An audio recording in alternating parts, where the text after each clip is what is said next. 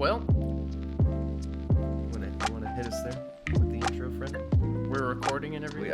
We've been recording for many minutes. Okay, good stuff.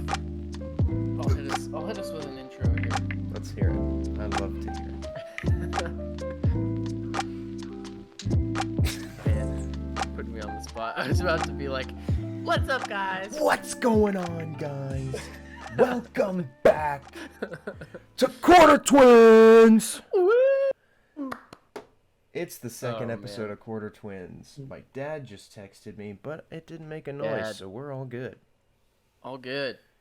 You never thought we'd make it to the second episode.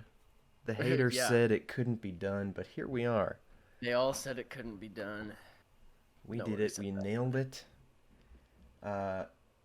First things first, Jordan, I just want to thank our loyal listeners for tuning in on the first episode. Yes. And if you are seeing my face, wherever the camera on this new phone I got is, somewhere over there, it's hard to tell. Our faces are here on YouTube and eventually on Spotify. Oh, yeah. We'll have to figure that out. We learned about that. We shall see on that end. It might, probably not this week, but on YouTube, the faces will be there for sure in a lovely 60 frames per second. And I gotta say, I look pretty good. Yeah, it'll look much better than our laptop cameras for sure. Oh, yeah. And it won't put any stress on my device. There you go. And yeah, I was definitely thinking earlier yesterday about our loyal listeners and the fact that anyone would listen to us talk about anything is pretty impressive. So yeah, I think we got like 25 listeners in the first couple days, and now we're up to, the episode itself has like 60 some streams. We have awesome.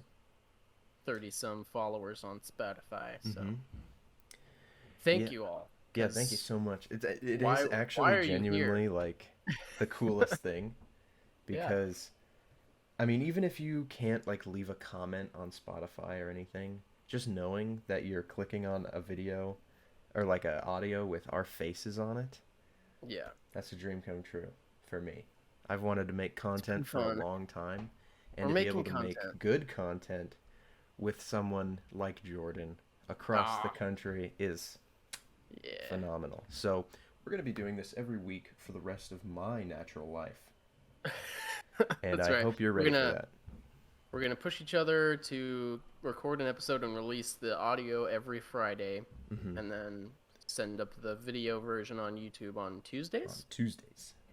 And eventually, I think, once we have the video version for both Spotify and YouTube, then I think we'll try to record on Friday and push the episodes out on Tuesdays, so I have the weekend to edit. Yeah, there we go. But for now, you Spotify listeners got priority. You're getting the audio on Friday. But shout out the YouTube channel. Spotify. It does exist. Go subscribe. Quarter Twins. We have some subscribers. They're both me and Joshua. I have 2 accounts subscribed, and he has 1. That's 3 subscribers. That's 3. So in total. Our first episode is up there. Yes, the first episode is there. This episode will show up on Tuesday, and eventually, if I have any free time beyond what we're already using right now, I will edit up some clips, some montages, whatever I can think of. It's going to be great. We'll see you over there. Hit that like button, all that good stuff. Subscribe. Click the bell for notifications, please. Yeah. Click the notification bell. That'll be great. But let's get down to the nitty-gritty of today's episode. What are we talking about today, Jordan? We're talking, first we're going to talk about episode 2 of Moonknight, which dropped on Wednesday. Woo! And then we're going to take each other through our top 10 favorite movies of all time. Spanning all genre and all time periods. My list has very limited genre. Oh, you know. I can also say that mine is all fiction and about 50 to 60% sci-fi. Because that's the bread and butter, baby. It is. You know? For us. So, but I'm interested to hear your list. We haven't told each other anything on this list. We can make some assumptions. There's one that we know. Yes, there is one that we both And have then on the there's list. two others. There's two others on my list that I am pretty sure are on your Yeah. list. But I we'll can see. imagine 3 We'll see. for your list that are on my list. Okay. Aside from the one we already talked about. So, yes. Anyway, It's let's get started with that. It's possible that we'll have the same exact list, you know, It is but possible. the odds are low, and hopefully they aren't too similar because we haven't talked to each other about these lists at all, and we never talked to each other before this podcast, so yeah, this is the only time we see each other or talk to each other at all. that's right. That's a lie. I only have a relationship with him for content and money, so wow, just kidding. Still hurts to hear.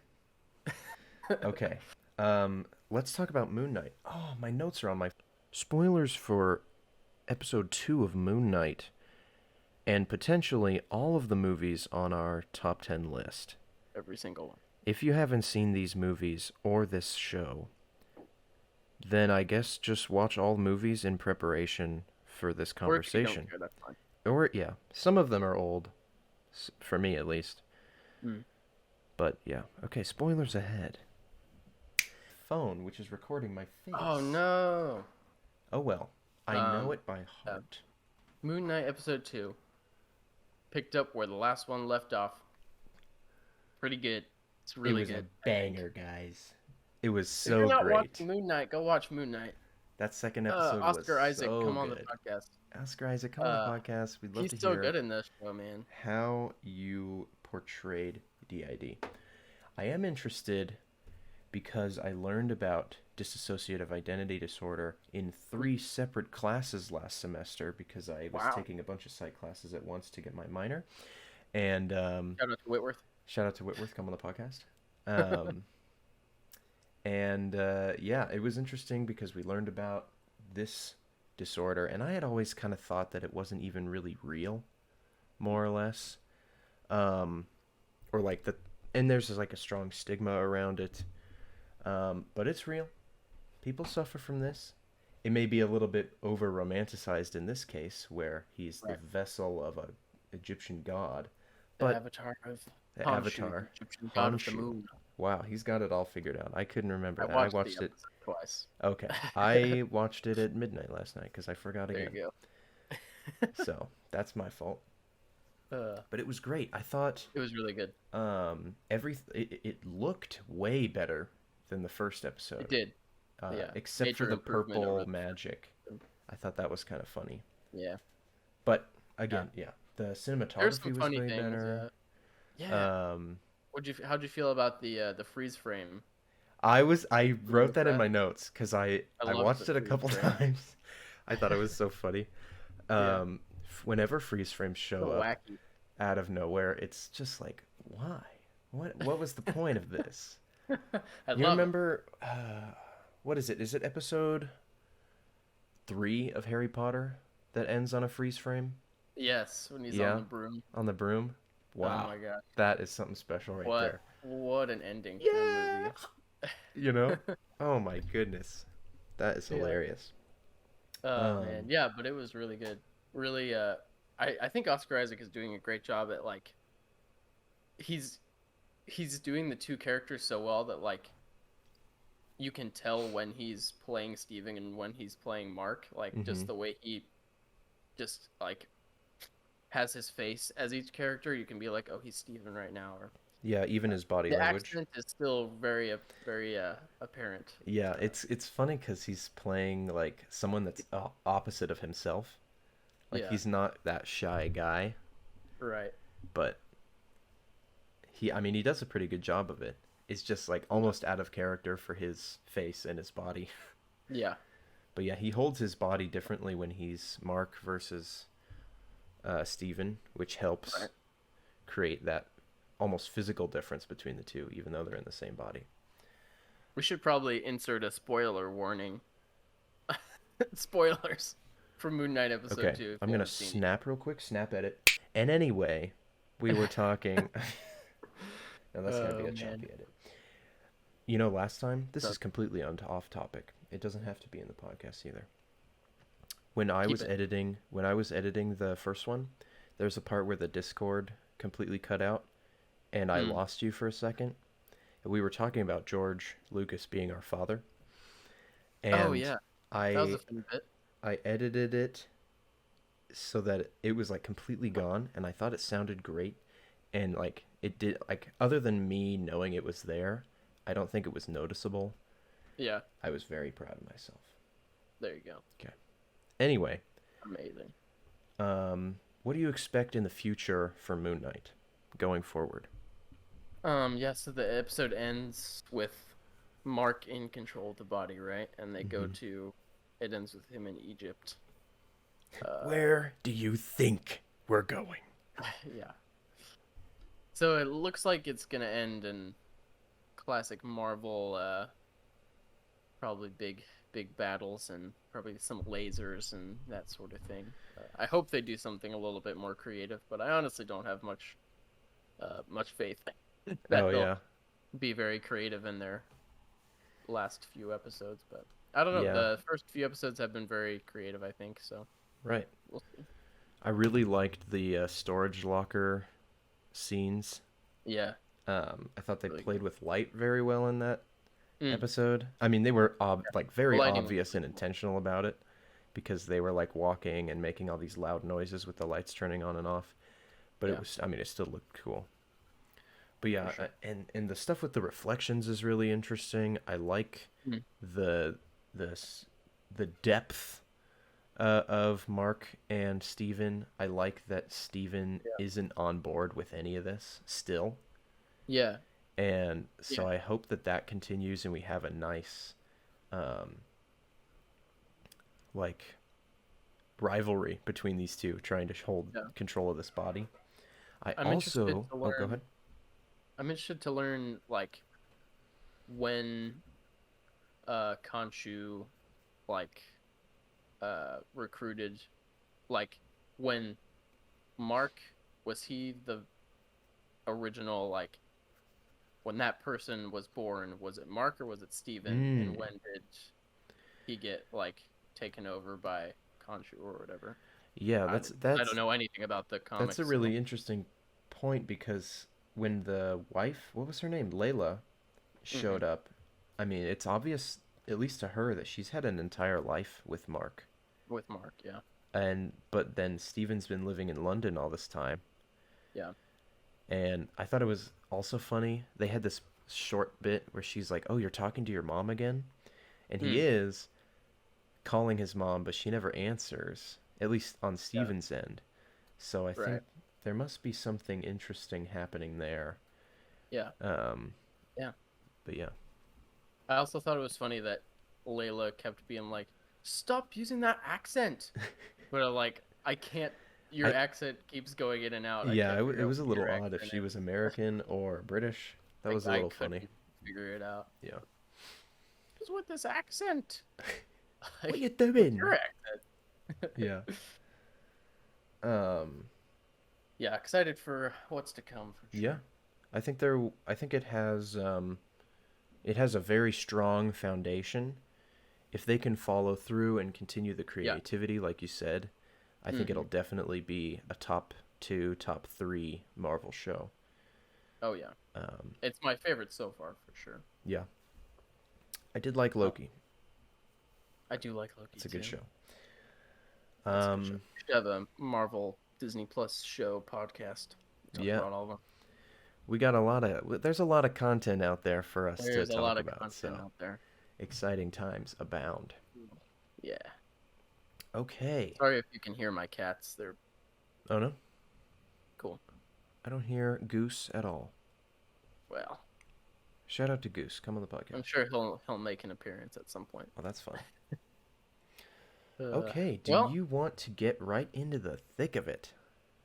I think we probably should. Okay, I that's exciting. I do have a few honorable mentions that I Okay, just want to rattle off. I We can don't need do to, the I don't need to same. I talk don't too have a much list, about but them. I can name a few here. There are a few that I really wanted to mention that aren't on my top 10. Um, yeah, we ready to get into Yeah, this? hit me with your honorable This- mentions. All right. Knives Out. Mm, I'll put that on there. I'll put that on my honorable mentions as Great well. film. Great film. Ryan Fantastic. Johnson, come on We the love podcast. Ryan Johnson. Come on the podcast. Please. More recent movie, No Time to Die, the newest James Bond movie. Okay. Loved it. It was very good. Saw it multiple times. It's amazing. I watched that with Papa Blocker. Oh, good. For his birthday. Shout out, Papa. Shout out, Papa. Come on the podcast. Come on the podcast. Tell us your favorite Bond films. Into the Spider-Verse. Okay. Yeah. Just incredible. It really is the best Spider-Man movie. It is the best Spider-Man movie. Looper. Oh, I have not seen Looper. You should watch Looper. Looper is really good. Is that a Christopher Nolan one? No, it's actually Ryan Johnson also. Is it really? So you gotta wow, I'm so sorry, Ryan. Yep, Ryan Johnson directed, starring Bruce Willis and Joseph Gordon-Levitt. I knew Joseph Gordon-Levitt was in there. JGL. Great stuff. Also, Emily Blunt is in it. Very good. Oh, fun. And then last on my honorable mentions, Hot Rod. Hot Rod. Love that movie. Yeah. I think I've seen that one a long time ago. Is that an Andy Samberg one? Yeah, it's my favorite comedy for sure. Right on. It's the only comedy on my list. Oh yeah, I don't have any comedies in here, do I? No. Do you have some honorable mentions? Well, for me, I guess the only honorable mention that I'll take a moment to talk about is The Batman. It didn't make the top 10, but it was pretty close. Yeah. We love The Batman. There's one at number 10 that I've just had more time to really seep in, I guess. Mm-hmm. And so that one's just, and it feels more than Batman does. As much as I love Batman, I really do. And we'll talk about that some other day. Yeah. Probably pretty soon. Speaking of the Batman is on my top 10 list. It is? At number 10. Oh, man. It is at number 10. We're going right in. Let's talk about Batman, please and thank you. Yeah. It's number 10 because kind of that same reason. It will probably be much higher on my list as the years go on. The years goes on. The years goes on, they do. But for now, I'm leaving it at number 10 out of respect for the other movies that have come before. Have had a little bit more time to prove themselves. Right. But yeah, dude, the Batman is like literally everything I want in a movie, in a comic book movie, in a Batman movie. It's got it all. And just the theater experience watching it, and the fact that it came out in like the peak of the superhero movie age, and it's so anti just like the normal comic book movie tropes and that. Well, it has comic book movie tropes in it, I guess. Sure. But it's such a high quality film. Yeah. It's like very surprising. It's so much better looking than a lot of Star Wars, and than a lot of science fiction superhero movies. There's just like so much more attention to detail in terms of cinematography. Obviously, the Marvel movies have a huge attention to detail. Yeah, and they care a lot about the actual comics and blah blah blah source material. I think the Batman is it really plays into the Batman character as well as any movie has ever done. And I think in this one specifically, Gotham is its own character, and they do a really good job of making Gotham seem just like the disgusting city. Yeah. And everybody in it is sad and depressed and wants to get out, but they can't. It's like New York. No offense. Shout out New York. No offense to our New York listeners. My wife is in New York right now. Sam. What the? That's awesome. So poor Sam in Gotham City of the United States. I guess. I don't know why I said my wife. Like, people listening won't know who my wife is. Like, my wife. As if anybody except our immediate friends and family are listening to this, Nah, but nah, nah, nah. for now We anyway. got loyal fans out there. They don't know who Sam is. You guys know my wife. Do you have anything But yeah, else to add? um, yeah, I think just like the direction by Matt Reeves, who will show up. It may or may not show up on my list later on. All right. Um, Matt Reeves is so good, and I'll talk more about him later, I think. But just like kind of like you said, just the cinematography and the attention to detail, like um, ordinary shots, like towards like at the very beginning of the movie, where on paper it probably says the Riddler looks overhead at his next victim or something. Mm-hmm. Um, but then their strategy is, okay, how do we make that shot as creative, interesting, and compelling as possible? And that's every shot of the movie is, Yeah. how do we make this as compelling as possible? And that's just it's for me, man. Oh yeah. There's a I love shot closer to the end of the film where um, Batman just chopped the wire off with his it. Hmm. batarang, and he falls into the water, and it's solely illuminated by the red and blue light of the police car. Yes, Oh, so good. Oh it's gosh, like it's so randomly in like 32K, like the most crystalline perfection image I've ever seen. good. It looks so Oh, good. man.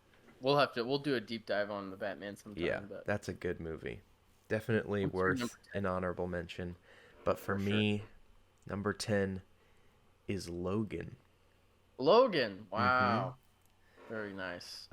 It's the best X-Men movie in my opinion. Oh yeah, it's not Um, even anywhere close. I don't think. yeah, I have best X-Men film by a light year A light written year. down. It is, Light year. I mean, I don't know when did the first X-Men movie come out? 1999? Like It must have 2001 or something? It's like It must have right at the been beginning of 99 our lifetimes. because it was before the first Spider-Man even. Oh yeah. Um, so yeah, probably right before there. Regardless, I should probably know that, but Yeah. I don't have dates and names and numbers in my head all the time. Well, that's not true. But in this specific instance I don't. Um, Hugh Jackman and Patrick Stewart have had, assuming it's 1999, as long as I've been alive to play these characters. Hmm. And Yeah. they finally, like, in a perfect alignment, the stars align and they get to Yeah. be in this movie It's. together. Hmm. All of I'll go ahead my and say. I'll go ahead and say Logan is my number 9, so we can Okay. talk about Nice. this See, that's together. awesome. In my I'm opinion, surprised. that's I was awesome. surprised that Logan's on your list. I had no reason to think it would be, so that's That's cool. that's cool. We did not Yeah. plan this ahead of time. All right? That's We're too great. similar to We do a are. podcast. Maybe Watch every movie be the we'll have to think of something that we disagree on so we can have a But it's your spirited number debate. 10. It's my number 9.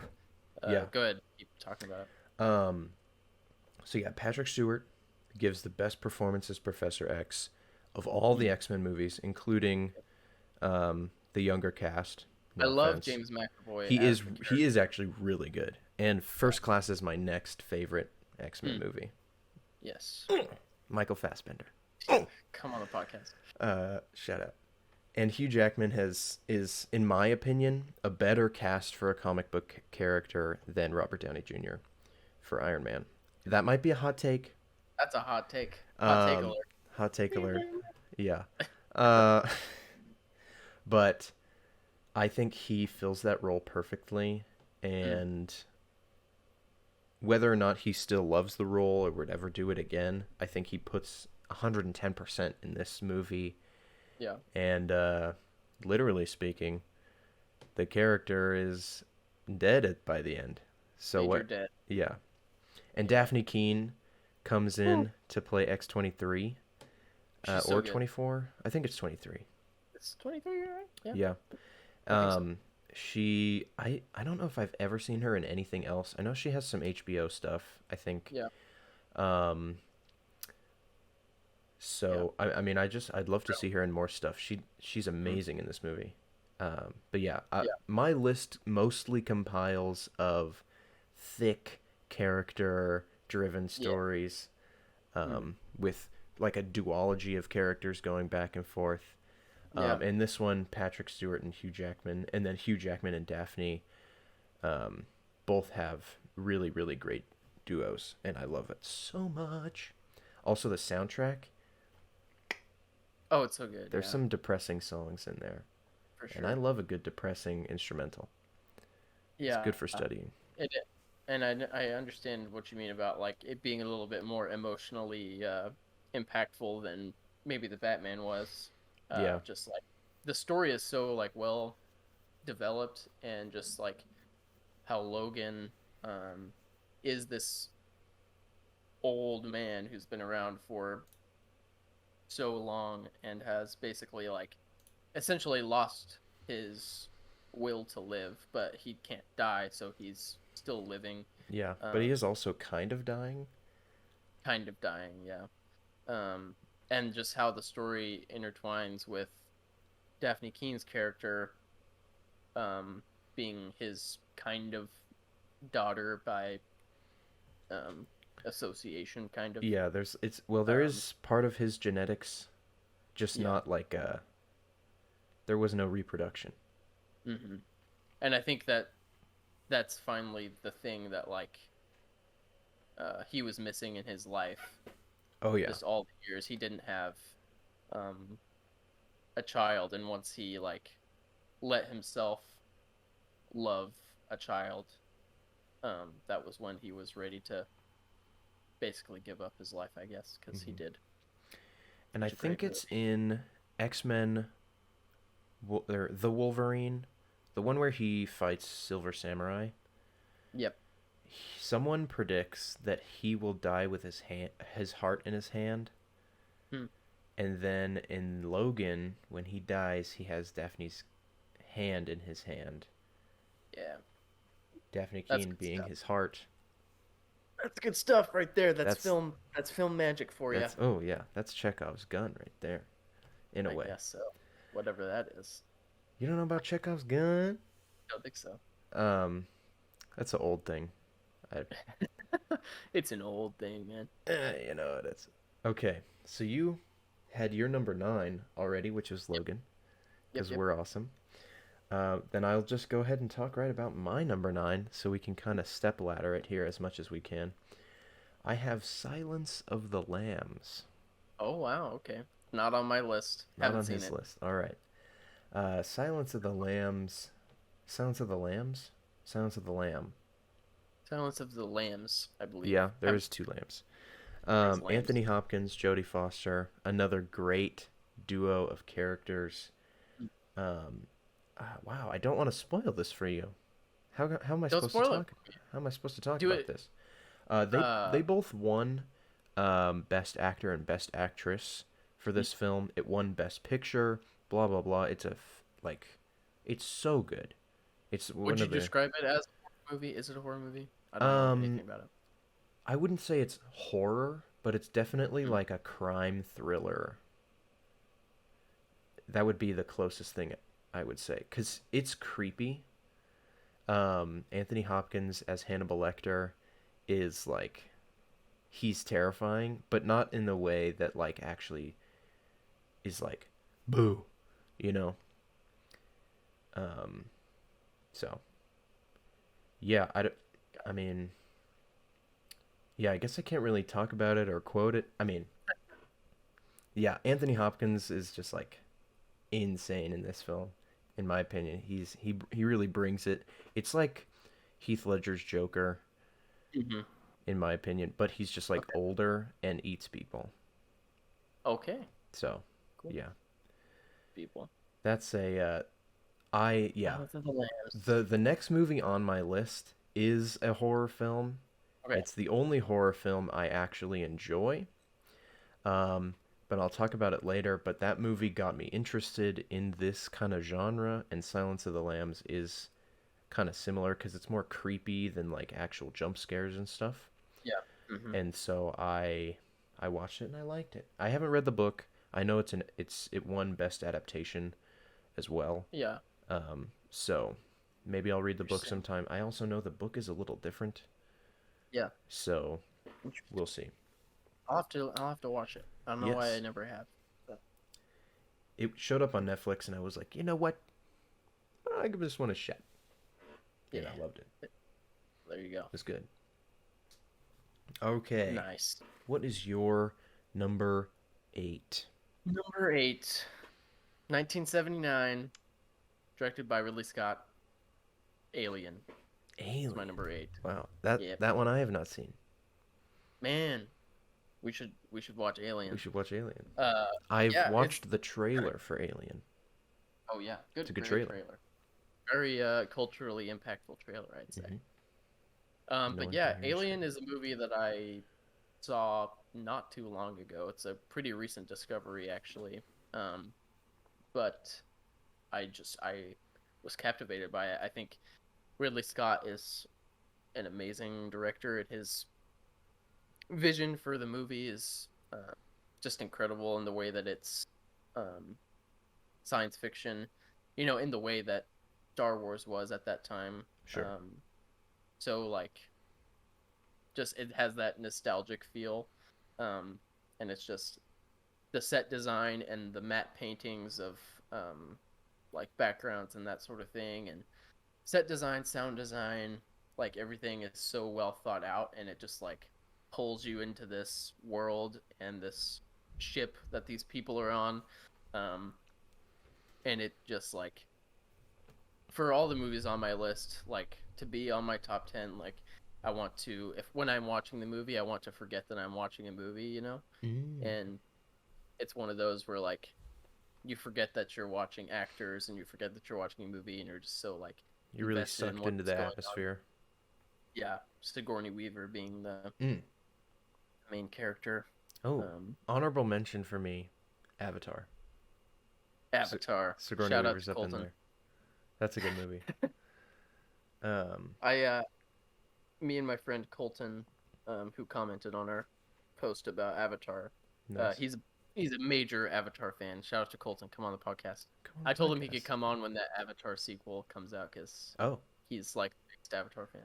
that's cool. Um, but like The I highest saw it grossing for the film of all first time. time. I know I saw it for the first time probably a year ago, and I missed the hype train, Yeah. and so I watched it, and I fell asleep the first time through, and It's I had to long. watch it again.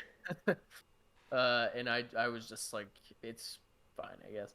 Yeah. But it annoys him that I don't like it very much. It's good. I like Um, it. So we can gush about it, Colton. yeah, but Alien, and I got the chance to see it in theaters, which was really Oh, awesome wow. when they were like showing older movies in theaters when COVID was keeping new movies out of the theater. But Hmm. that was a really nice experience. Yeah, I think just like as far as science fiction goes, it's like one of the one of the best one of the best sci-fi thriller. You could say it's horror. It's Yeah. like it's kind of horror. It is, Yeah. I but mean, big scary alien.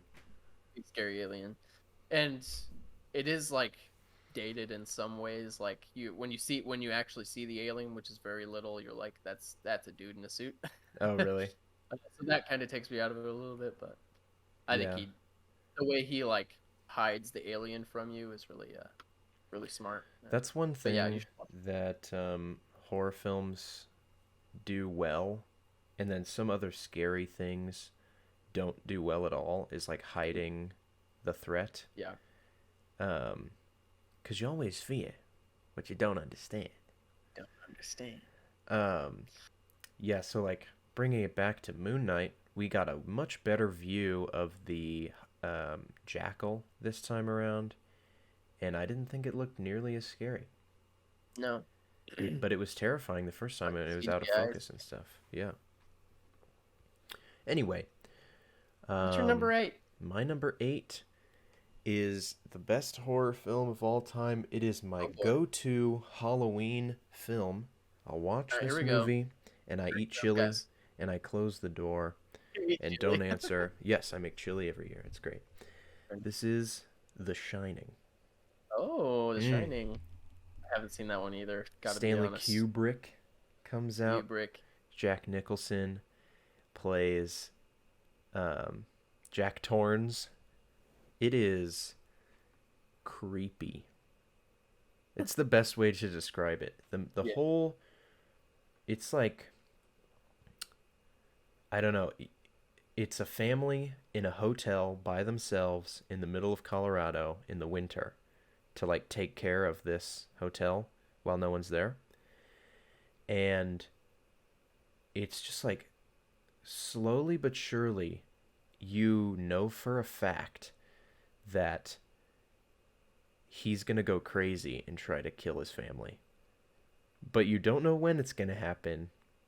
And there's a bunch of other random stuff going on that like keeps you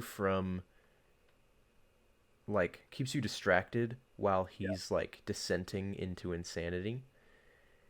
And then it all just breaks. And Yeah. at that point, like after the initial like creepy stuff and like supernatural random crap that happens, he's just like a man with an axe at the end, which is less scary than like a guy possessed by the hotel. Um, so that's like a lower point is right at the end. He's just like a guy, Hmm. but Interesting. it's I mean yeah, it's scary. There's some like really weird stuff that goes on. Um, Shout out Room 237. If you've ever Shout like any horror movie that came after will out. Hmm. probably have the number 237 hidden in it somewhere. Honorable mention, Get Out. That's a good I movie. was I was gonna say after you were done talking about The Shining, yeah. Honorable mention, Yeah. Get Out for sure. There is a very small in the background. They mention Flight 237, which is a reference Mhm. to the room in the hotel, which is Yeah. scary. Don't go in there. Um, I would be I wouldn't be surprised if hotels stopped having the number 237 in their rooms Yeah. because People were like, thanks. like I'm not doing that. Yeah. But yeah, Shining, it's a masterpiece. Um, I will shout out a YouTube channel that is far more successful than me, Video Game Donkey. If you've ever heard of him, he mostly does video game reviews and like comedy and stuff like that. But he'll randomly come with these like really in-depth, thoughtful movie reviews. And he did one on The Shining before I'd ever seen it. I watched this video of him reviewing The Shining like 20 times. And I Hmm. was like, wow, this is such a well done review. I don't know anything Yeah. about this movie. And then one Halloween, I was like, I'm gonna watch The Shining on Halloween, and I did it, and I loved it. It was great. So Man, I'll have to watch it on Halloween this year then. yeah, we'll have to do it together. We'll have to stream it for content. Yeah, it's scary. Okay, Oh man. what's your next film? Number 7, Number 7.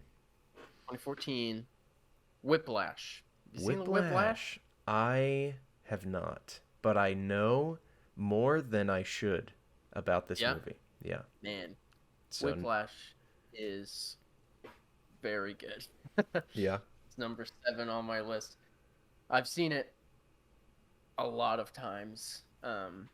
It's one of those movies, like another movie on my list I'll talk about, where it's like I watched it once and I was like, that's pretty good, and then I just found myself like going back to it over and over again, Mm. and it was like, uh, because of the content in the movie being about like an abusive relationship between a college student and his professor.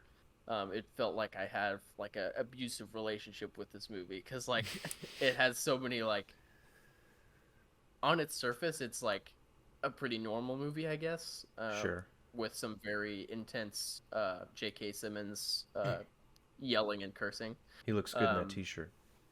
yeah, but like when you keep watching it and you dig a little bit deeper into it, it's like really dark and depressing and like uh not super fun to watch sometimes because Mm. you understand what's like really happening.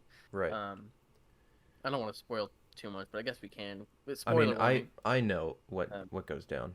yeah.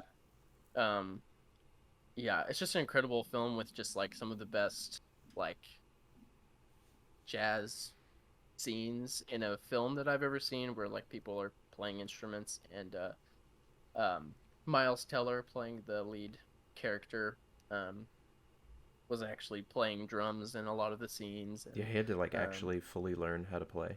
yeah, and J.K. Simmons won Best Supporting Actor Mm. for it, which he well deserved because he is terrifying and a joy to watch all the time. J.K. Simmons, come on the podcast, Come on please. up. Come on out. Um, What harm could it do? yeah, it's just I kept going back to it, and the way the film ends, it's one of my favorite endings to a movie, I think, because it's like it ends and like on first viewing you're like, yeah, that was awesome, like good for him. Like at the sorry, my cat just kicked a box. Um, at the end, Andrew Neiman is like he finally gets to play this like perfect drum solo, and that's like his entire goal throughout the movie is like he wants to be a jazz drummer Mm-hmm. for this particular instructor who's like renowned for his ensemble bands. So um, at the end, he's finally able to like perform this incredible, perfect drum solo, and it ends on a big cymbal crash, and it cuts to black. And at first, you're like, "Yeah, man, he did it." And then as you dig deeper into it, like, and you actually like pay attention to everything that led up to it, um, there's a lot of talk about like when musicians or artists pour themselves so much into their craft that they lose who they are. Mm. Um, and there's a scene previously, like towards the middle of the film, where um, J.K. Simmons gets a call from somebody saying that one of his previous students had committed suicide, and had suffered from like severe depression, and like you see Miles Teller's character kind of go through that, like those um, this abusive relationship with his instructor, but also with his craft and what he's passionate about. He lets it like take over his entire life, and he loses sight of like the things that are um, really important, like his father and his relationship with his father, and um, that sort of thing. Anyway, I could talk. We should do a deep dive on Whiplash. It's great. Wow. Yeah, I'll Um, have to see it. I watched a YouTube video, because that's all I do with my free time. About this guy. He's called Lessons from the Screenplay. Shout out. Shut Pretty up. sure his name is Michael. Come on the podcast. I'd love to talk to you, actually. Um, he did like a comparison of Whiplash versus Black Swan, I haven't seen that. and that's the Natalie Portman one. Natalie Portman, yeah. Yeah, and how similar those two are in terms of like a person pursuing the perfection of their craft and Yeah. like losing themselves in that role, or like not the role, but like the character losing themselves in the art, and like Right. finally looking for that perfect moment. And in Black Swan, I think the character's name is Nina. Natalie Portman's character. She, spoilers if you're not, if you're not planning on watching this movie. Spoilers. She gets in a fight with her mirror self because she has like minor dementia kind of thing going on, and she gets a shard of glass in her gut and is like bleeding out, but she performs her perfect transformation into the Black Swan and like dies right there on the stage, and that's like the end of the movie. Because I mean, she's achieved perfection Yeah. in her craft. Now she has no purpose, kind of thing. It's similar, I think, is what you're trying to get at with Yeah. Very similar. Whiplash. So those two movies have a very similar flow to them about a character pursuing perfection in a art Yeah. form. So Just really, yeah, really, really good. I'll have to get on that one. Do it. Number 7. Number 7 for me. This one, you probably haven't even heard of. Oh, It's a called challenge. it's called Silent Voice. Nope. It is Heard it. a Japanese anime film made a while ago, probably 2016 maybe. 2014. It's a little older. I mean, it's not that old. But Yeah. um it's about a deaf girl who gets bullied in school by this guy, and then like he takes her hearing aids out over and over again as like a joke, and everybody's laughing with him. And then one day she had like a surgery and has like permanent ones, and he pulls them out and it like injures her, and then everybody turns on him and he gets bullied and stuff, and he grows up like completely disconnected from the world, and he's like super depressed, and he meets her again after high school, and they kind of start to rekindle their friendship. Well, she tried to be his friend and he bullied him, and then this time Mm. he tries to make amends with her, and she's like this super amazing nice girl, and she's like, yeah, I forgive you, basically. And they kind of fall in love, and it's cute, and he like Yeah. starts to like kind of fully come back into the world because he's like fully taken himself out, and like they have these blue X's over people's faces so that he doesn't see them as people, I guess. It's yeah, I won't go too much further into detail because I don't want to Mm-hmm. spoil it for you. It should be on Netflix. It is Okay. gorgeous. Um What was the name again? Silent Silent, Voice. Silent Voice. It is animated by Kyoto Animation. They are the best animators in the biz. Um, I love them so dearly, and they do some great work. There Nice. is a TV show that have been trying to get my mom to watch because Mm. it's called Violet Evergarden, and it is, in my opinion, the single best piece of animation ever. Wow, that's a hot take right there. Yeah, it is phenomenal. It literally Hot take. it makes me sad that real life looks the way it does, because I want Mm. it to look Wow. like that instead. It's so good. It wouldn't be special. Yeah. You know? If everyone's super. No one would be. Yeah. Okay. Number 6 on my list, The Incredibles. I'm just kidding. That would be insane. But Great also, movie, I like, guess. I mean, yeah, it's a good movie. Michael Giacchino. Oh Great man, score. Syndrome. Come on the podcast, Michael. Yes, please. Tell me how you came up with the Star Trek theme. We should have a movie scores list podcast. Oh yeah, We both love scores. Movie Star scores. Wars Episode 4. Done. 1 through 9. Princess John Williams, Leia's come theme. on the podcast. What more do you need? Oh, man. Okay. Hit me with your actual next movie. Number 6.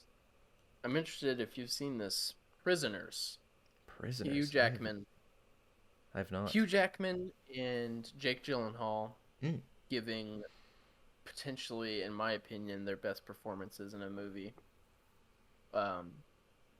Prisoners is a movie about a man who has a daughter who is abducted. Basically, that's the basic Okay. Taken. premise, and he's trying to find her. Yep, basic. Okay. Your basic Taken premise. Sounds good. It's actually 2 girls get abducted, and Hugh Jackman and Terrence Howard, I believe. Is that? Let me Okay. verify. Yep, Terrence Howard, who played Rhodey in the first Iron Man. Oh yeah. Their 2 daughters get abducted, and they are trying to find them. So very basic premise on the surface. So Prisoners is directed by Denis Villeneuve. I don't know if I'm saying that name right. I He love will, Denis. without a doubt, show up again on our list. He will. This guy, oh my gosh, He's one of the best filmmakers probably of all time. He's got Definitely that right big now. brain. Um, you'll know him from most recently Dune. Mm-hmm. Haven't seen Another really Dune. good movie. Gotta read. You haven't seen it? I want to read the book first. Okay. So. Well, yeah. I haven't read the book, but the movie's really good. Yeah, that's good. What else? That's probably the only like mainstream movie he's done. Well, there is one from a couple of years ago, but we'll talk about it later. We'll talk about that one later. But yeah, Prisoners, directed by Denis Villeneuve, shot by Roger Deakins. Oh. Wait, let me. Are you sure about that? Verify that. I know he did the other one. Yeah, it is Roger Deakins. Yeah. Okay. I got a lot to say about Roger Deakins. Oh my gosh, Roger Deakins! His cinematography in Prisoners is so good. You need to watch Prisoners. Well, yeah, I do. Sure. That sounds good. Denis Villeneuve and Roger Deakins. What more is there? It's this like deep psychological, like character study about a man who is very religious, very faithful to God, and how his relationship with God kind of affects the way he sees the world. He's an individual who is, his motto is hope for the best, prepare for the worst. So he prepares for potential disaster. His basement is filled with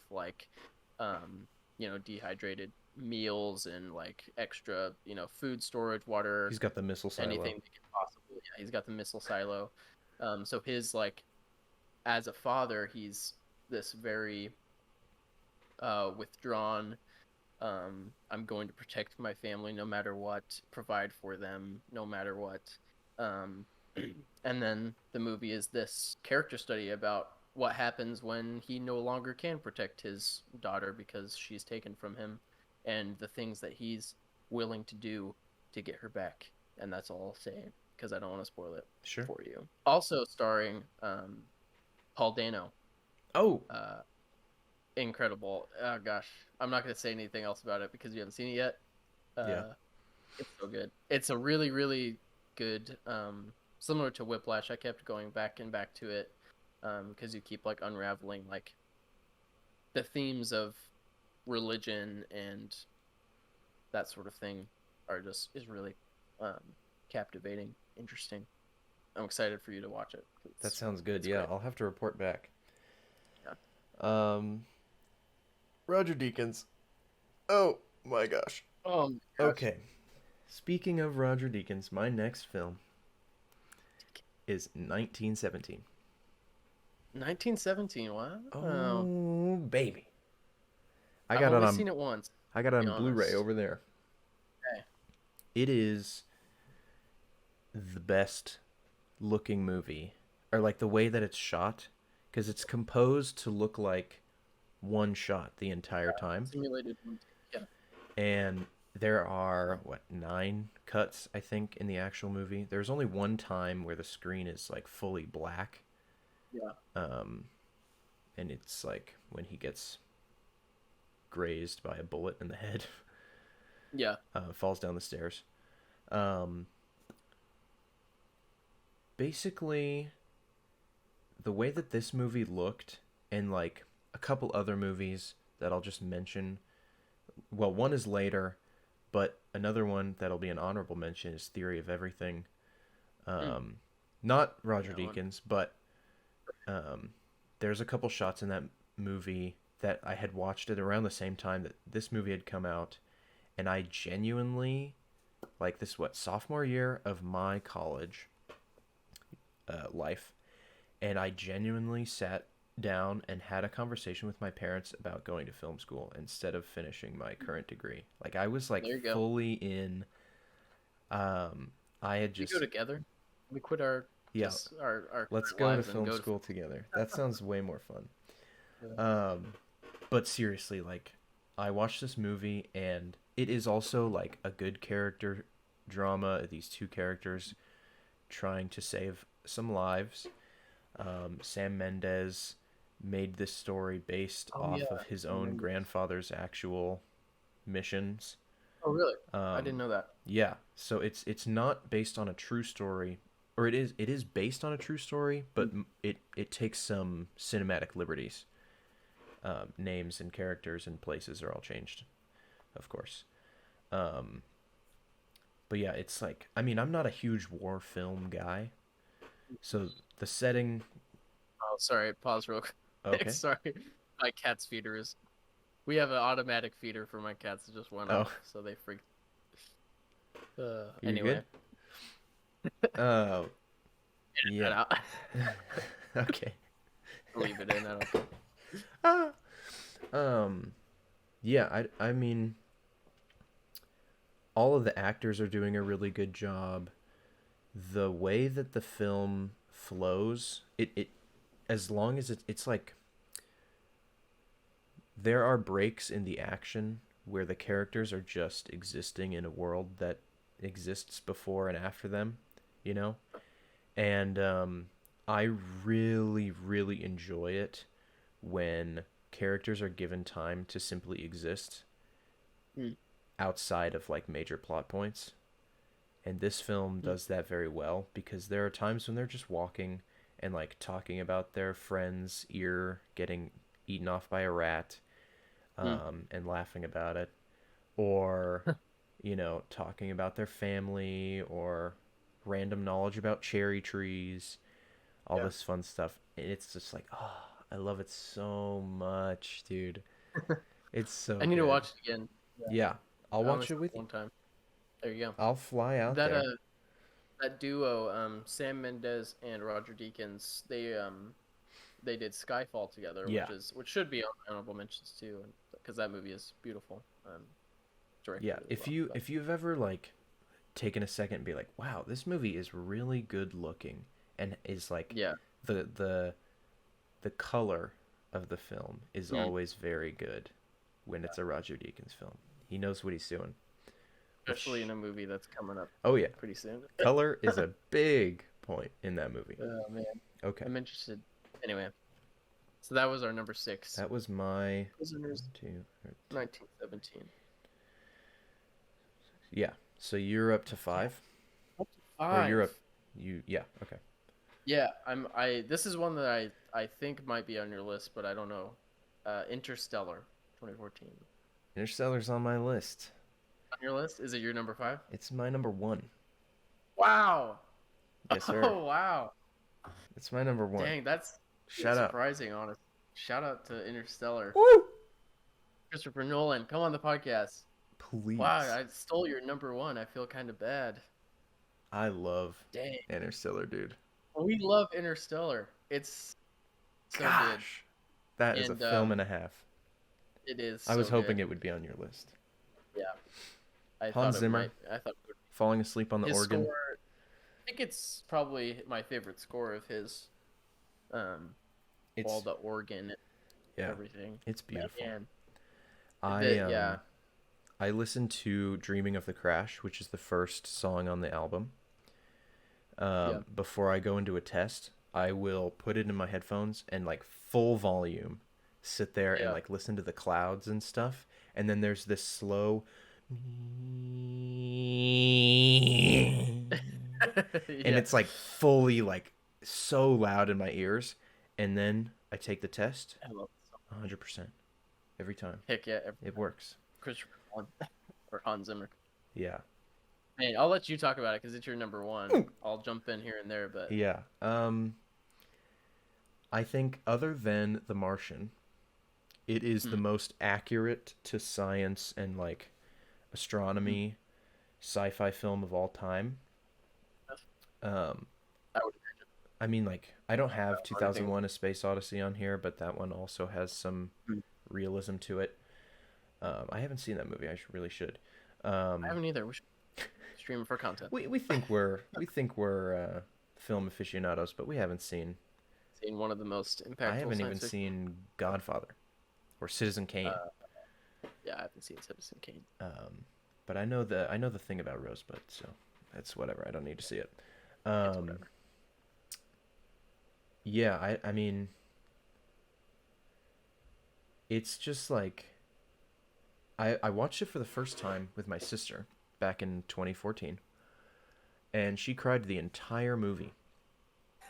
I remember looking over at her intermittently. She always had tears in her eyes. And I kid you not, she got a sinus infection like the next week. I No think way. she literally like injured herself from crying so much Dang. at this movie. And Caitlin, it's come on the not podcast. even it's yeah, Caitlin, come on on. I'd love for your thoughts on this movie if you Yeah. have So seen it Brian, since then. come on the podcast. Yeah, bring him out. Uh um I mean, it looks good. The Matthew Great. McConaughey is killing it And in this movie. The way that they strange, use strange time. casting on this. You think some strange casting? On the surface, yeah, but then Oh, you see him yeah. and it's wow, Yeah. good. Anne Hathaway does a really good job. The the way that they play with relativity Mm. and like looking at different it's like it's all happening in one timeline, but it feels like it's happening in two. Um that's like super well done. Um this was my Yeah. first Jessica Chastain movie. Mm. And Incredible, I love her in this. She does a incredible actress. great job. She's really Um, good in Dark Phoenix. oh Great yeah, movie. you think so? Oh Oh man, no. coming up on my list, Oh X man, Men Dark. please no. Oh gosh, I watched that. garbage movie. Yeah, I watched that movie for the first time with my roommate. We watched all the X-Men movies, and I was shocked. It's a trash film. I was like, wow, Trash film. this is not good. Yeah. And after they did Days of Future Past, I was like, surely they can figure Yeah. this out. No, Just a step down in time. it was bad. Anyway, back to Uh, Interstellar. Great yeah, movie. you give me your thoughts. Yeah, I mean it's a movie theater experience I think I'll never forget for sure. Seeing it in the theater for the first time. Shout out to Brandon Eck. We went together. Shout My out. pastor back home.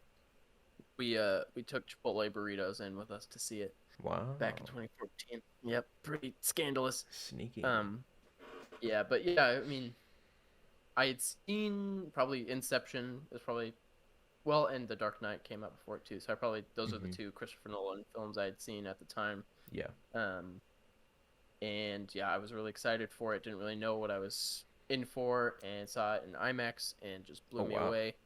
Um, I it's bet that like was the nice. sound.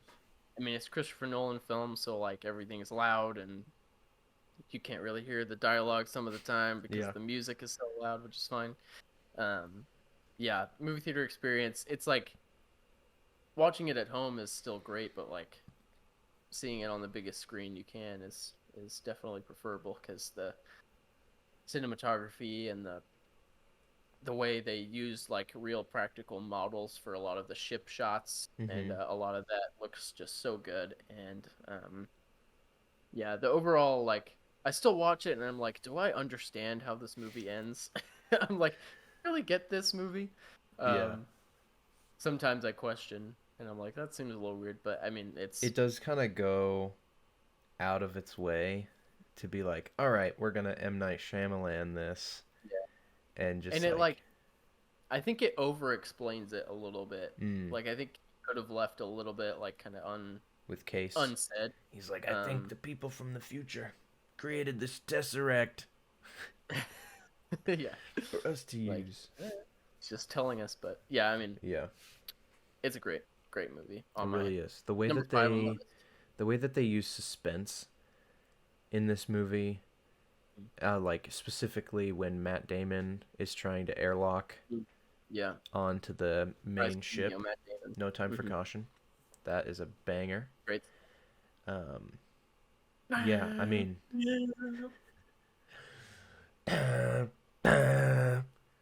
yeah, it's, I mean, I can't, I really, as much as I want to talk about it and have things to say, um, I can't even really think of a way to describe this movie because it's just like the characters are good, you know, like Yeah, they are. Michael Caine is in it. Yes. That's a big plus.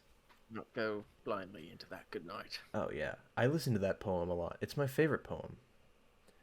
I did a poetry like project in one of my language arts classes way back when, and I chose um, space related poetry, and that one Mm. came up before I had seen the movie.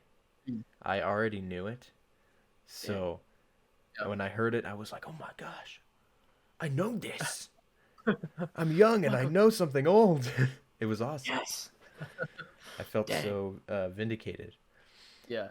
But yeah, I mean, it's like you've said with a couple of your movies. It's a movie I go back to and have Mm-hmm. no problem watching it over and over again, fully knowing Non whatever. everything that's Yeah. going on.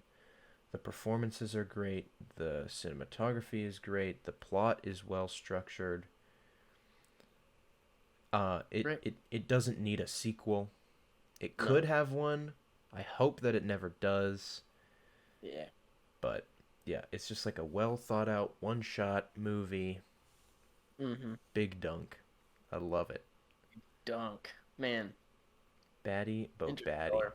Well, your number one. That's okay. What's your number five? Because we're on Interstellar's my number five. What's your number Yeah, five? my number five is number five. Empire Strikes Back. Hello, Empire Strikes Back. We I talked. yeah, I tried as much as I could to keep Star Wars off of here. Last Yeah. Jedi honorable mention. Solo Yeah, that's honorable mention. right. Um, I mean, yeah, objectively, Empire Strikes Back is a good movie. What It's more a is great. there? More is there to say? Darth Vader Mm-hmm. being Luke's father is basically the greatest twist in a in the history of Yeah. fiction. It's so like I mean, in the grand scheme of things, it's not a big like, oh, he's your dad. Like that's not a huge thing. Yeah. Like, oh, the aliens are coming. That's a bigger deal. But Right. the fact that his dad is this big bad guy, we don't see his face. You know, Yeah. he's we've watched him kill people. Like the first thing he does is walk through the smoke surrounded by his own troopers and he's just like, "What's up?" Yeah. He's this And terrifying character. the fact that Luke was essentially lied to about his father, That like true. Ben, Yeah, yeah. from a certain point of view, Right. Darth Vader killed your father. But like it just makes the moment that much more impactful for Luke. Just like not only is this murderer my father, but like I've been lied to my entire life about my father and By the people who raised me, who by is the my people father? who Where did he come from? mentored Yeah, me. Yeah. yeah. Mm. It's so good. I mean, And the music is good. We get the best out of Han and Leia in this yeah, movie as well. Harrison great Ford is giving love it story. 20 out of 10. Mm-hmm. I love it. He's so good. Yeah, we talked We, about we it. we've talked about it plenty, Yeah, so I'll just cut myself off there. Empire. What's Love your it. number 5? My number five is Interstellar, Oh, so yeah, yeah, going yeah. up to Sorry. Number number 4. four here. I don't know if this movie is on your list. I'm gonna freak out. Okay. Number four is War for the Planet of the Apes, Oh, wow. directed by Matt Reeves. I don't have it on mine. It's Is that the first um, one of those new it's trilogy? actually the third. Oh, it is. War Okay. for the Planet of the Apes I've is only the seen the third. first one of the new ones. Yeah, the first one is the James Franco one. Um, Good movie, Is that the not one with directed by Draco Malfoy? yes, Yeah. Okay. Draco Yeah. Malfoy's in it. Tom Felton. Shout out. Definitely Come on the the podcast. weakest of the three. I think they get better every movie, in my Okay. opinion. Um, Matt Reeves took over the franchise for the second movie, Dawn of the Planet of the Apes, which is also really, really good. Um, but yeah, this Planet of the Apes trilogy, in my opinion, is one of like it's probably the most like underrated, overlooked, like modern blockbuster trilogies because there's a lot of money in these movies and like nobody really went to see them. Um, Yeah, I only saw the first one, so yeah, I mean, I try to tell people that they're really good. It's not for everybody. Like it is, talking apes riding horses. There's a lot of that. But Matt Reeves, I mean, his direction and his I'm gonna verify, but I'm pretty sure he wrote the movie. Um, he did. He has a writing credit. War for the Planet of the Apes is just like what they achieved with Andy Serkis. Even just technically, the CGI ape characters, like you watch them, and there are some shots of monkeys in this movie where I'm just like, that's a real monkey right now. I'm looking at a real thing, and a real character, and that's like, what they were able to achieve with. It's a character-driven movie about a talking ape. Mm-hmm. It's like on the surface you're like, get out of here, but like I don't want to spoil it too much because you should watch both of them, Dawn and War. Just the story of War for the Planet of the Apes is so good and like really emotional, and like you really are rooting for this chimpanzee, and you really just want them all to be safe and happy.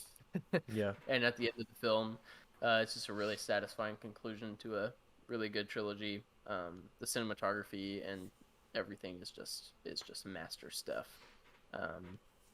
Yeah, looking at my notes if I wanted to say anybody else.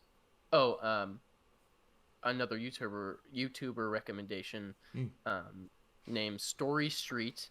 Story Street. Shout out, come on the podcast. Has done an episode, a YouTube video on each movie in this trilogy, and they're really, really well studied and really well made and insightful about the whole trilogy and everything. So recommend awesome. That. Shout out Story Street. All right. Goodness gracious me, there's a lot of good movies out there. There's a lot of them. I'm yawning. All right.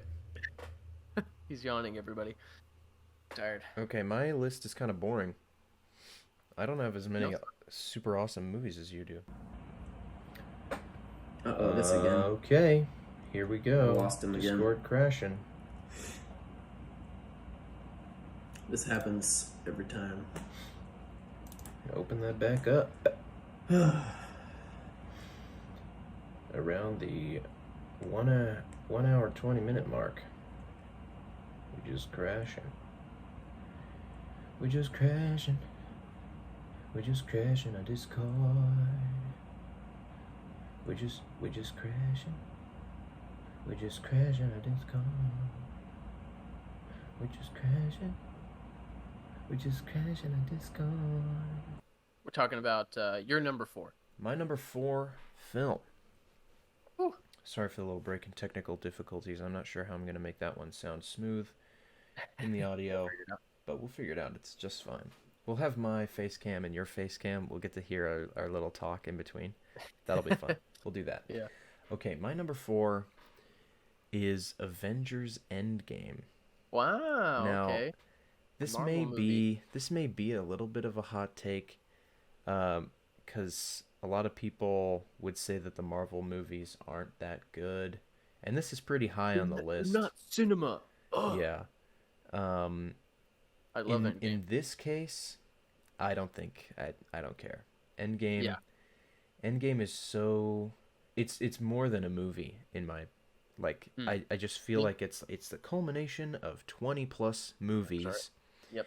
It's like we've had this full character arc of Tony and Steve through like 3 separate acts of their like trilogy, and then like full phases of movies going, and then all of a sudden you get to Endgame, and spoilers for Avengers Endgame, Iron Man dies, and Tony dies. Sorry, Iron Man is Tony. Spoiler alert there as well. Steve, aka Captain America, goes back in time and lives with Peggy and shows back up as an old man. Yeah. Basically, their characters are done. Yep. And it just, I mean, it shocked the world. It's Yeah. yeah, it's so well done. The whole universe, there's nothing else except maybe The Simpsons that is like so well thought out over a long period of Yeah. time. It's really impressive, yeah. How they And yeah, it's when I hear Morgan Stark asking Happy mm. for a hamburger, Mm. I cry. Yeah. It I mean it breaks me. yeah, that funeral scene is the first time I've like full at least one tear rolls down my cheek Yeah. in the theater. That's the first time I've actually cried in a movie theater. Um, It's powerful stuff. it really is. And I think it is better for us because we essentially grew up with these movies. I was 8 years old when the first one came out. Yeah. And I, other than Hulk, Iron Man, and maybe the first Thor, I've seen all of them in theaters. Yeah. And like pretty close to release date too. I was there. Yeah. You know? Mm-hmm. And it's just May like 4th, 2012, the first Avengers. I was there. He was there. They took Star Wars Day. That's brutal. I'll never forget. Yeah. And yeah, I mean, it's just like I've never had a like long-standing relationship with one character for throughout my life. Like I could say like, oh, I've seen Luke in 9 movies, or you know, R2D2 and C3PO at least are in 9 movies, or like a long-standing TV show like Friends or Parks and Rec or The Office or something, where you have like you get to see those characters grow. But like I binge watch those. You can't. I couldn't binge watch the Avengers movies. You can now. So people who do it in the future, like I genuinely want to, like, when my kid is 9 years old, I'm gonna show them Iron Man, and like year by year throughout their life, watch it in order. I will slowly give them the movies in release order. Just because I genuinely want them to experience it the same way I did, because I don't think there is any other film experience quite like that. Yeah, same with Star Wars too. Like, I'll do my best to keep them away from Star Wars until they're of an age where they can fully appreciate it. But yeah, that's an interesting question though. Like, are you gonna show them in release order or chronological order? Yeah, I don't know. I'll have to think about that. Because I think show them the Rise of Skywalker. They'll have to find that on their own and deal with the consequences. Like, there is one more movie. If you want to watch it, you can, but you don't have to. It's there when you need it. Just know that your father is here when you need emotional support. I think it'd be cool to have them watch everything in the Star Wars catalog in chronological order, like Rebels, Clone Wars, all of that stuff, Mandalorian, everything. If they would actually appreciate it. Yeah. Of course, if our kid is like, I don't care about this. This is 50 years old, 70 years old. We're like, okay. All right. Yeah. All right. But yeah, Avengers Endgame, man. It didn't show up on your top 10. No.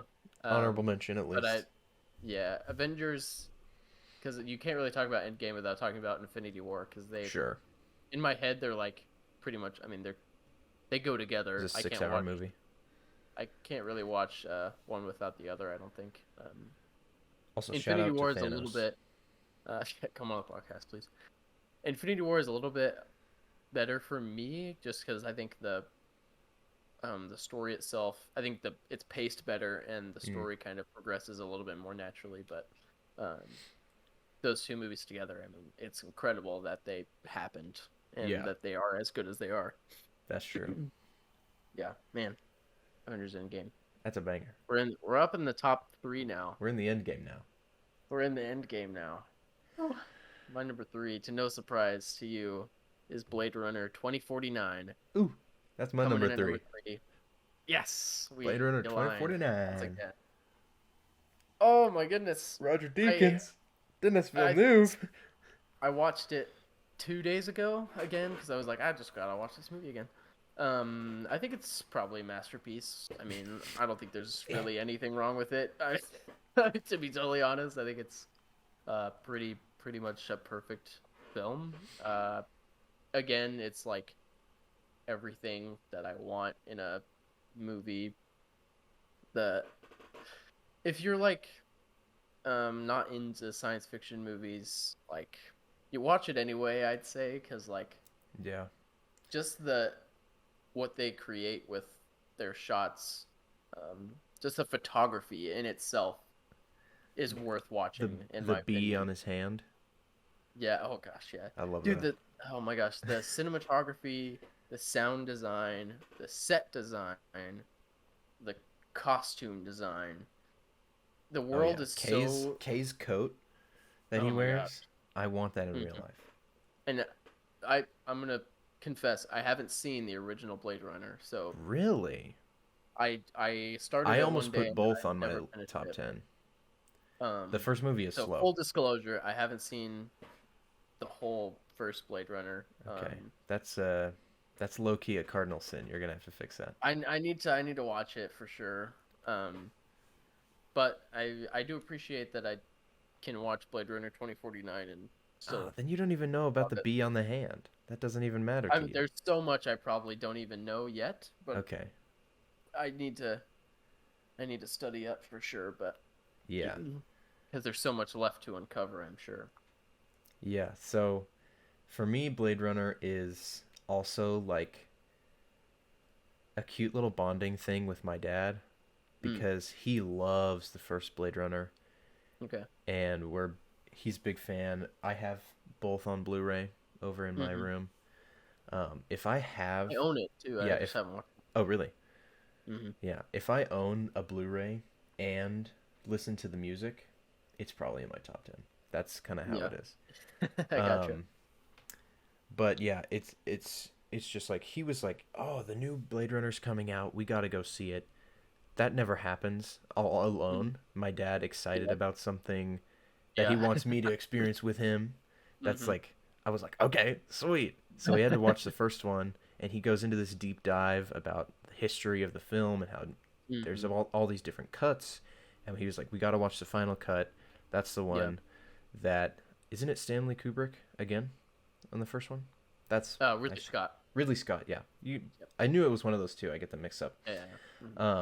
They're not at all similar, but whatever. Um, he like had full creative control over the final cut, and it's the Mm, best one. It keeps the unicorn dream. It's yeah. great. So I've watched a few videos about that whole thing, but yeah, yeah. so being able to see that creative vision come into like today's time with like technology and Roger Deakins' mind. Oh my Um, goodness, the color. yeah, dude. I'm even Wow. colorblind, and the color is like wow, wow. Going into Vegas and like the whole Hmm. world is just this orange Orange, blur. It's so beautiful. cool. The And uh, the casting is just, I mean, Ryan Gosling in this movie, man. He's yeah, so the the stuff he does, just like he's so emotionally like not there until he is, hmm and it's just like you can tell he's trying so hard to like I'm not supposed to show emotion, and like because he's you a can droid, he shows that so a well and is replicant. Yeah. without saying anything, man. And Harrison Whew. Ford comes back. Mm. He looks like an older guy in this movie than he did Yeah. in the first one. He's still got a drinking problem. Um, Jared Leto's in it, Jared so Leto. that's Yeah, that I will say as much as I don't like Jared Leto as like a person and an mm. actor, I think he does this role pretty well cuz Yeah, it's kind of just perfect him. for him. Um Him being a weird creep. yeah. Um so, as much as I don't like him, I think he does a pretty good job in this role. Ana de Yeah, Armas is really great as really good. well.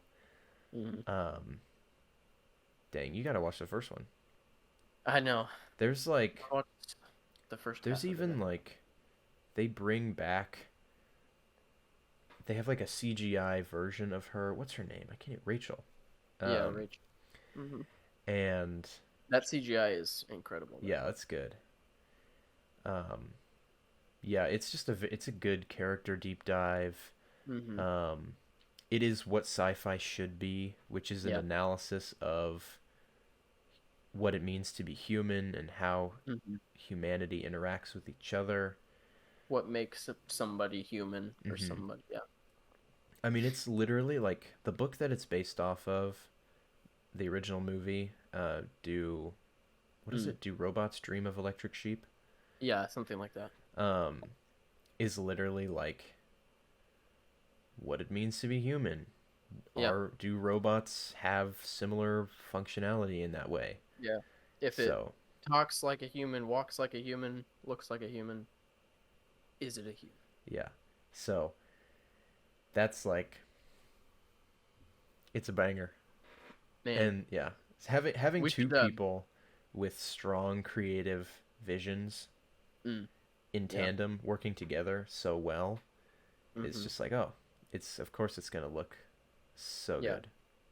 And I think Ridley Scott was a producer on the film, so he had some input. So Oh yeah, everybody on board was so good. knew what they I were think doing. we should do a deep dive episode on it for sure. Yeah. That'd be really You'll fun. have to I'll watch watch the one first and one at least. yeah. I'll have to watch the first one. There's some like crazy stuff that they put in there. Yeah. So, yeah, okay. Man, top two That's a good one. movies. Well, you Oh already know man. my number one, but Oh, that's true. You're number one. What's Interstellar. your you go ahead and take the number two then. My number two, as is important when ranking the Star Wars films, is Star Wars: A New Hope. Is going to be above Empire, so it has to show up on Mm, the list as well. there you go. Star Wars: A New Hope is my number two. It's my number one. Wowee, we Number one. are we are the same. 25%, 100%, exactly the same. 100%. Don't try to tell us we're wrong. Yeah, don't do the math You might on be that. thinking, aren't you guys half twins? No, No, quarter 25. twins sounds Quarter way twins. better. Even though you're probably right. Our reference is the percentage of the original egg, which is 25%. That's right. So even Yeah. so normal twins are half twins because they're Yes, but 50%, they are. 100%. Yeah, exactly. All right? They're 100% twins, which They're is some people's point. Is that twins are twins? You know, they're 100%, Nah, but they're half twins. but they're half. They're Yeah. half of the same thing. Mhm. And we're a quarter of that. Yep. So, Star makes Wars: A sense. New Hope ooh, is my number one. You're number two. I'll let you Yeah. take the lead. Yeah. So my number one and my number two are both movies that like objectively might not be as good as some of the ones below it, but they're the most impactful to me, and just like what like the person that I am as far as what I want in a movie entertainment, like just had a major impact. Should I say my number two since you're number Let's talk about New Hope first. wait, yeah, okay. uh yeah, I mean, for me, Star Wars: A New Hope is just like kind of what we talked about it last week. Yeah. It's the epitome of what Star Wars is, and it's a movie that like I can watch literally whenever, and Sit there and quote the entire script yeah, alongside the film. yeah, it's the most fun. It's like the purest form of escapism. Like, it draws you into the world and makes you fall in love with the characters in such a real way, and just like the impact that it had on the entire world is incredible. And yeah, George Lucas basically built an entire galaxy from the ground up, and he did it well. And I mean, being able to have this entire universe of different characters to explore and different races and different planets and different allegiances alongside the Force, which is, aside from midichlorians, very interesting and mysterious and powerful. Right. It's just, I mean, it's unfallible in Infallible. how well it is done. And it's just a good movie on a low budget. It still looks good. And, you know, John Williams coming in. Yeah. Princess Leia's theme is one of, if not my favorite pieces of music. It's beautiful. Of all time. So. That and Yoda's theme from Empire is just... Yes, of course. Get out of town. That's powerful stuff. Yoda and the X-Wing. Oh, man. Star Wars. It is... It is us. It weaves throughout my entire life. That's why it's my number one. Yeah, and you can see C-3PO right here, hanging out with some daisies. Yes, I still have those prints too. I don't have them up on my wall anymore. Okay, I have another Star Wars picture of Han Solo, or I guess it's Harrison Ford and Carrie Fisher standing in the Millennium Falcon. I believe we bought those together. We bought those together, yeah. It's such we a good found them. image. Where were we? California? Yeah, in Palm Springs, I think. Palm Springs. Mm-hmm. It's a banger photo. Shout out to Palm Springs. Come on the podcast. The whole city. Yeah, so Star Wars is your number 2. Interstellar was your number 1. What is your number 2? Is the last movie to talk about. It is Spider-Man, the first one. Tobey Maguire's Spider-Man? Tobey Maguire, first Spider-Man wow. movie. Man. That's 2. Awesome. I love that for you. I love Spider-Man so much. The first movie is... Oh, man, it's everything. Willem Dafoe. Enough said. Yeah, just as much as Star Wars influenced my love for science fiction, Spider-Man influenced my love for superheroes, and Spider-Man is my favorite superhero. Mine too. And that's, mine too. Yeah. Stan Lee, and Steve Ditko created him. Created this character who is just relatable to pretty much like everybody in some way, whether that be like his growing up with money problems and that sort of thing, and just like everybody can find something to relate to about Peter Parker, and how the story of this boy becoming having all this power, and with great power comes great responsibility, how he deals with that responsibility, the lessons that he learns throughout the Raimi trilogy. Oh, I'm a staunch defender of Spider-Man 3. I didn't used to be. I think Spider-Man 3 is pretty much as good as it should be. There are some really dumb things in it. Okay. But I think it's a very... We're gonna have to have a Spider-Man episode. Yeah, dude. I think Spider-Man 3 is a really, really good conclusion to Tobey's Spider-Man run. But yeah, the first Spider-Man, it's like I've seen it countless times, as a kid and through my entire life, and often it is compared to Tobey Maguire in terms of looks. I get almost every day somebody says, "You look like Tobey Maguire." Thank you. The least attractive Spider-Man. No. But yeah, I mean, Spider-Man, it is... I understand why some people can't watch it, because came out in 2002. It's very 2002. Oh, yeah. And it's very campy and very... but that's what I love about it. I mean, it's incredible, and growing up with it makes it even better. Willem Dafoe is... I mean, I think his Green Goblin is like one of the best comic book movie villains ever. He is so extra. We'll have to talk about No Way Home sometime, but yeah. He was definitely one of my favorite that movie.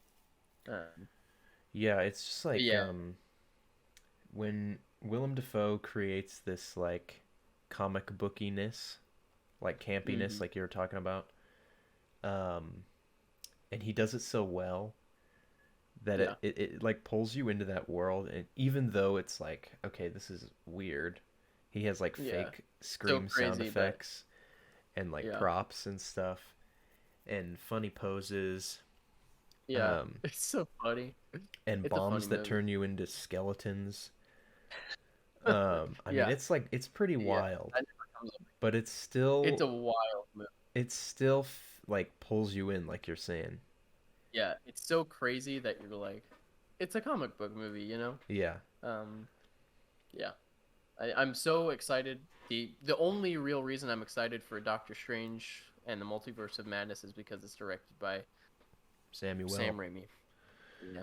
Sam Raimi. I think he's gonna do a really great job. I am excited for that. It looks like a film, you know? Yeah. Like it's a Marvel movie. I'm like, oh, this is what movies look like. Oh man. Sometimes we need to have they look like Marvel discussion. movies. Yeah. But yeah, that's do we our even list, bother man. ranking those movies? Somebody asked that question if we were gonna do a Marvel movie ranking. I was like, it might have to be a two-parter. Stretch over a 3-parter. Yeah. Yeah, do like each phase or something. I don't know. Yeah. Well, for yeah, sure, because we have opinions on those. Yep. Top 10 movies. We had some overlap. We have some recommendations for each other. We have some honorable mentions. Yeah, I need to watch the first Blade Runner. I need to watch Silence of the Lambs and The Shining on Halloween, eating chili. Yes. Oh man, what a experience that is. Yeah. I need to check out Prisoners and Looper. Is that one? Or that was an honorable mention? Yeah, that was an honorable mention. Need to get on that. Yeah. I don't have much else to say for this episode, but what are we planning on talking about next episode? Because, and let me tell you right now, real quick, for the listeners who thought we were going to talk about Batman this episode, because I noticed while editing the video that we said we were going to talk about Batman. Yeah.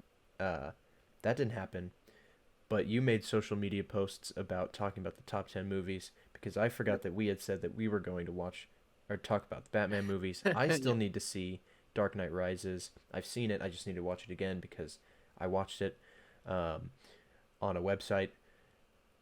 It was a terrible experience. It took me days to watch this movie. So I need to watch that. I have thoughts and feelings about the Christopher Nolan movies. Mostly good, but mostly good. So we're gonna talk about those the Christopher Nolan trilogy and or the new Batman movie. And it's exciting. We'll talk about Moonknight as well. Hopefully it continues to be good. We shall see. But yeah, there is not much else to say unless you have any shout outs. I think we're gonna be playing the new Lego Star Wars game. That's right. I can't believe we didn't even bring that up. We're not gonna bring it up. I'm not even gonna say how I feel about it now because we're gonna talk about it next week. Yes. Lego Star Wars Skywalker Saga. That's true. We did talk about that. Talking about that. We may have to push the Batman movies to another week. Or we can push the Lego back too. Yeah, that's true. Because I won't finish the game by next week for sure. Yeah, I got a lot to play. I'm only 1.5 episodes far. It takes way too long to because I whack every brick I can. All right. Get those skills, baby. Okay. Yeah, it's a game that we are playing, and we will talk about our opinions in the future. Yeah. So. Yeah. I guess with that being said, thank you guys so much for listening and or watching. Thank you for watching, listening. We will see you in the next episode next week, and that's it. I don't have we'll catch you next time. I don't have Twins. Send them off. Yeah. Outro music.